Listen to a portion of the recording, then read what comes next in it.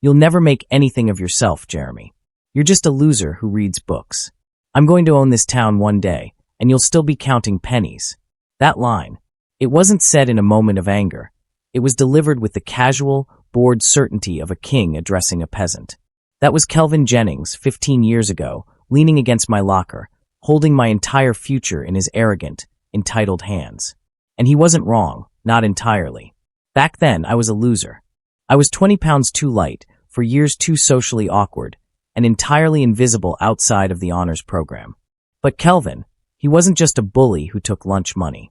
He was a master of psychological warfare. His words didn't just hurt, they burrowed deep and set up shop, defining my trajectory for the next decade and a half. My name is Jeremy. I'm 31, and I'm a senior manager at Sentinel Trust, one of the top 10 commercial lending banks in the Midwest. My office is 300 square feet of polished glass and imported mahogany, 27 floors up, overlooking the city Kelvin swore he would one day own. I have the authority to greenlight construction projects, fund mergers, and more importantly, to crush dreams with a single signature. I live in a quiet modern house that I paid cash for 2 years ago, a house I bought with a relentless focus I trace back, dollar for dollar, to Kelvin's sneering face. I don't need this job for the money. I need it for the control. I needed to build a life so unassailable that the word loser could never touch me again. The professional success I'd built was my impenetrable shield. I had moved on, or so I told my therapist. The truth is, the wound never healed. It just calcified, turning into a core of cold, hard ambition. And that core was violently struck 2 weeks ago. The moment it happened, it felt less like professional duty and more like a cruel, karmic joke. My assistant Sarah, a sharp-as-a-tack woman who knows my schedule better than I do, placed a thick, green file on my desk. Application R339, commercial expansion loan, $300,000. It had been kicked up to my desk because of the unusually high-risk collateral structure. It was messy, requiring a signature from someone willing to overlook a lot of red flags in exchange for a promising but high-leverage market niche. I had pulled the file after lunch, ready to spend 45 minutes dissecting the financials. I didn't even get past the first page of the biographical data. There he was. Photo grainy, but unmistakable. The same 2 broad shoulders, the same aggressive brow. Time had softened the edges, replacing the boyish sneer with a strained corporate smile. But it was him. Kevin Jennings. But the file listed the applicant as Kelvin R. Jennings. The small, almost negligible misspelling, an L instead of a V, was a perfect detail. A stupid, arrogant mistake that made the reveal even more delicious. It was a flaw in the system that Kelvin, the man who always expected things to be handed to him, had completely overlooked. My hands, usually steady enough to sign multimillion-dollar deals, were shaking. I didn't raise my voice. I didn't swear. I didn't even breathe heavily. The reaction was internal, a deep-seated, tectonic shift. 15 years of suppressed anger, of every silent tear shed on my algebra homework, every skipped social event because of the anxiety he triggered, all focused on this single man's fate. I knew, instantly and absolutely, that this was the final exam. I wasn't just Jeremy, the bank manager. I was the ghost of that high school boy, holding the reins of the man who thought he was untouchable. Kelvin's entire empire, the one he boasted he'd build, was now a $300,000 request for clemency sitting on my mahogany desk. And I had the power to deny him the air he needed to breathe. I closed the file, the sound a quiet, definite click that echoed in the silent office. No one else could see it, but the world had just realigned. I pressed the intercom. Sarah, find a way to get Kelvin Jennings in here tomorrow at 2 p.m. for a final, mandatory in-person review. Tell him to prepare to be thorough. The game had officially begun. The planning was meticulous. I canceled my gym session, pushed a major client meeting, and spent the entire evening analyzing Kelvin's file with an intensity one hadn't applied since my MBA thesis. This wasn't professional duty. This was the architecture of revenge. I needed to know the structure of his business better than he did. I needed to know where the pressure points were, where a gentle squeeze would cause a total system failure. The loan was for Elite Performance Gear, an online store selling custom athletic wear. Decent concept, but catastrophically executed. He had expanded too fast, leveraged too hard, and failed to secure adequate long-term funding. This $300,000 loan wasn't for growth. It was a desperation bailout to cover an existing, massive liability. A predatory inventory loan with an 80% APR balloon payment due in 3 weeks. This was his true vulnerability, a hidden liability that would liquidate his company and his personal collateral if not paid immediately. Kelvin had gambled that his charm and his supposed vision would be enough to secure the Sentinel Trust money, allowing him to consolidate the high-interest debt and buy another few years of life. That arrogance, that belief in his own entitlement, had been his constant companion, and now it was his weakness. I thought about all the times I had been invisible. The times Kelvin's loud, backslapping persona had swallowed the room, and my achievements were just footnotes. When I graduated college summa cum laude, my parents nodded. When Kelvin was drafted for a minor league hockey team that folded in 3 months, he got a parade. Every late night I pulled in my tiny, windowless Cleveland apartment, building financial models, was fueled by the memory of him telling me I was only good with numbers because I was too scared to be good at life. I was the invisible son in my family, and I was the easy target in high school. My professional success, my wealth, my title. It was all a frantic attempt to make myself seen, to prove him wrong. Now, as I prepared for our meeting, I dressed with an almost ceremonial care. A charcoal, 3-piece suit, custom-tailored to emphasize the authority I carried, not the man I was. I wore the most expensive watch I owned, a subtle, heavy piece of engineering that spoke of precision and value. I wanted every element of my presentation to scream success, control, and separation from the boy he knew. I even dictated a memo to my team, ensuring that no one, under any circumstances, was to interrupt the meeting. It needed to be just the two of us, sealed in this tower of power, with nowhere to run. I placed the loan file directly in the center of my desk, open to the page with his photo and the infamous Kelvin spelling. I pulled my engraved business card from my wallet, the simple, heavy stock with just my name and title. I wanted him to see the name he had forgotten, the name he had scorned, and the power I had attained. He was walking into an ambush meticulously planned over 15 years, funded by his own arrogance, and delivered by the ghost of the boy he had destroyed. The anticipation was intoxicating. I wasn't anxious anymore. I was a hunter, and the prey was walking right into the snare I had built. I knew he wouldn't recognize me at first. The manager facade was too convincing. But that moment of recognition, that was the prize. That was the moment where I went from the loser who reads books to the man holding the deed to his future. I had the stage set. Now all I needed was the star of the show. At 2:03 p.m., Kelvin walked in, ushered by Sarah, who gave me a quick, professional smile. He was exactly as I had seen him in the photo, just radiating a slightly desperate confidence. He offered a hearty, salesman's handshake, one I reluctantly accepted, noting the slight tremor in his grip. He was already under pressure. He was trying to sell himself, and that was the first mistake. "Kelvin Jennings, pleasure to meet you, Jeremy. Heard great things about your work here," he boomed, attempting to fill the silent, high-pressure room with his charisma. He didn't recognize me. Not even a flicker.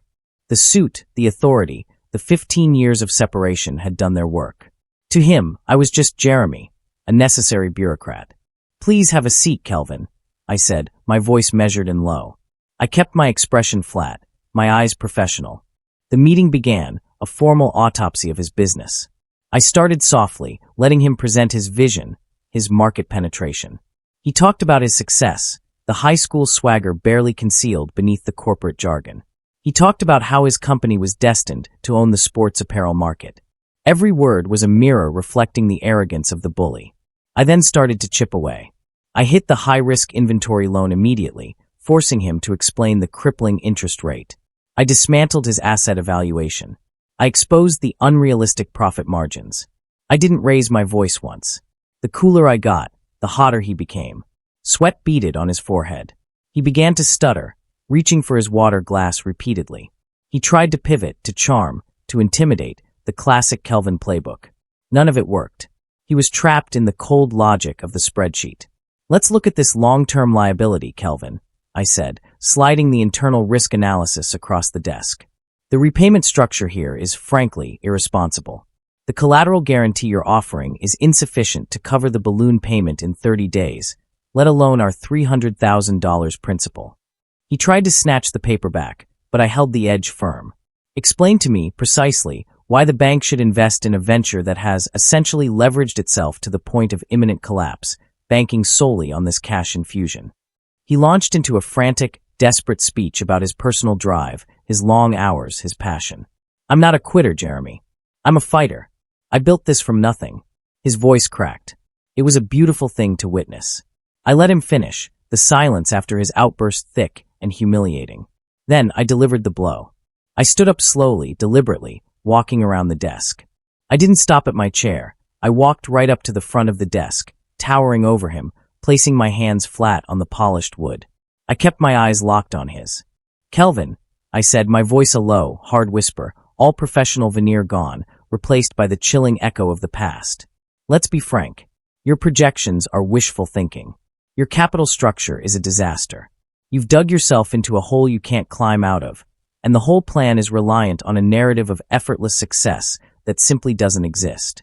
I leaned in, so close he could smell the expensive cologne I wore, the scent of the man he never became. I used the cadence he once used when I walked past him in the hallway, slow, scornful, definitive. And I repeated the word that had been burning a hole through me for 15 years. "You know, Kelvin, this entire proposal is ambitious, but honestly, it looks like it was put together by a total, absolute loser." The name, the word, the tone, the combination was a physical shock. His eyes, wide and terrified, finally focused. The recognition was not slow. It was instantaneous and visceral. The smug mask shattered. His jaw went slack. He stumbled out a strangled name, the name he hadn't heard in 2 decades. "Hey, Alex." I didn't answer. I just slowly, deliberately, slid my heavy, engraved business card across the desk. It read Jeremy, bank manager. The card wasn't just paper. It was the deed to his future, signed and delivered by the ghost of his past. The silence that followed was the sound of his entire world collapsing. Kelvin was a wreck. He didn't deny the past. He didn't try to fight back. He instantly collapsed into a state of frantic, pathetic pleading, a complete inversion of the powerful figure he used to be. The irony wasn't lost on me. The bully who thrived on controlling emotions was now a victim of his own. "Jeremy, please don't do this," he begged, his voice hoarse, rubbing his clammy hands together. "It was high school. I was a stupid kid. I don't even remember half that stuff. You can't ruin my life over what happened in high school." I watched him, my face a mask of professional disinterest. I held up a hand, silencing him. "We are not here to discuss your memory, Kelvin. We are here to discuss your $300,000 loan request for elite performance gear." "But you just said, you called me a loser," he stammered. I pointed out the high risk of a fundamentally flawed proposal. I corrected, my tone glacial. "The personal history is irrelevant to the bank. I assure you, my professional assessment is based purely on the alarming data I see before me. And the data, Kelvin, suggests a clear and decisive rejection. I had him. I had him at the absolute bottom, where he expected the final, crushing blow. I let the word hang there, watching his face crumple. He buried his head in his hands, defeated. Simple rejection was the logical move. It would be a clean, quick win. But as I watched him, I realized that a quick death was too kind. I had been planning my revenge for 15 years. It deserved to be a slow, painful process, a long-term debt he would never truly pay off. A complete, psychological enslavement. I walked back to my seat, picked up my heavy pen, and tapped the file. I thought about the core theme of the original story I'd read, the importance of setting boundaries and the long-term payoff of demanding respect. Denying the loan would simply send him to another bank, or force him into bankruptcy, ending the relationship. Approving it under punitive terms meant he would be legally and financially tethered to me for the next 7 years. I would be the quiet, constant pressure in his life. I would be his shadow. "However," I said, my voice firming, demanding his attention. He looked up, a raw, naked flicker of hope in his eyes. "I have the authority to override the recommendation based on extreme, verifiable collateral and an immediate restructuring. I am going to approve your loan." The shock on his face was spectacular. He looked confused, suspicious, and massively relieved all at once. I hadn't forgiven him. I had captured him. I then laid out the full, devastating terms. The new repayment term would be a non-negotiable 5 years instead of the requested 7, increasing the monthly outlay to an unsustainable level. I demanded a personal guarantee backed by 100% of his liquid assets, including his house, his retirement accounts, and his wife's vehicle. Something I knew was technically illegal, but could be forced into the contract via an obscure waiver I had located. The interest rate was hiked an additional 3%, ensuring every penny he made would go straight to the bank. And finally, the ultimate collar. You will provide weekly, in-person updates on your financials to me personally. No proxies. No phone calls. You will report to this office every Friday at 4:30 p.m. I pushed the 12-page addendum across the desk, a small stack of papers that contained the legally binding contract of his demise. He stared at the terms, finally understanding the true nature of his rescue. It wasn't freedom, it was a gilded cage, managed by the man he despised. After several agonizing minutes, he picked up the pen. He signed every page with a shaky hand, sealing his fate to my silent authority. The moment Kelvin signed the last page, the transaction was complete. The revenge was now a legally binding, 7-year contract. I stood up, collecting the documents. The funds will be released within 48 hours, Kelvin. The weekly reports begin this Friday. He stood, looking utterly defeated, the arrogance entirely evaporated. Thank you, Jeremy, he managed, the words hollow. He didn't dare ask about the name on the card, or the word I had used. He knew. Don't thank me, Kelvin, I stated, walking him to the door. Thank the bank's willingness to take a high-risk gamble. Now get your business in order. The bank expects its money. Don't disappoint me. I let him walk out, a shell of the man who entered. I spent the next 2 weeks overseeing the legal finalization. I had my team process the paperwork with clinical efficiency, ensuring every punitive clause was perfectly airtight. The increased interest rate was substantial enough to secure a massive profit for the bank, making my decision look brilliant on paper, and ensuring I would never be questioned about the ethics of the terms. I was being paid handsomely to enact my own personal justice. The subsequent months became a masterclass in psychological control. Every Friday at 4:30 p.m., Kelvin would arrive, impeccably dressed but visibly stressed. He'd sit in my office, detailing the minuscule progress of his business, forced to report his failures and his struggles directly to the man he once terrorized. I never offered advice. I only asked cold, pointed questions about his cash flow and his collateral. The dynamic was completely inverted. He was the fearful subordinate, and I was the omniscient figure of authority, demanding every ounce of effort he had. This wasn't just about the money. It was about the respect I had been denied. The original video I'd seen, the story of the invisible son, resonated deeply. Just like that son, I had paid the price for years of invisibility, of working twice as hard to get half the recognition. Now, I didn't need their approval. I had the legal and professional power to demand his total, unyielding deference. I realized that genuine vengeance wasn't about pushing him into bankruptcy. It was about forcing him to live under my control, to see me as the source of his survival, day after day, for the better part of a decade. He was working himself to death, not to impress his high school friends, but to satisfy the quiet man in the expensive suit who remembered every insult. Sometimes, late on a Friday after Kelvin had left, I would look out at the city lights and reflect on the whole ordeal. I had finally achieved the closure I needed. The core wound was gone, replaced by a deep, quiet sense of power. I was no longer the loser who reads books. I was the manager, the controller, the final authority.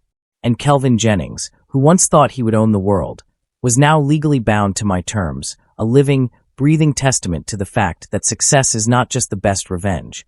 It is the most definitive and most profitable revenge of all. I had won the long game, and I had the signed, sealed contract to prove it.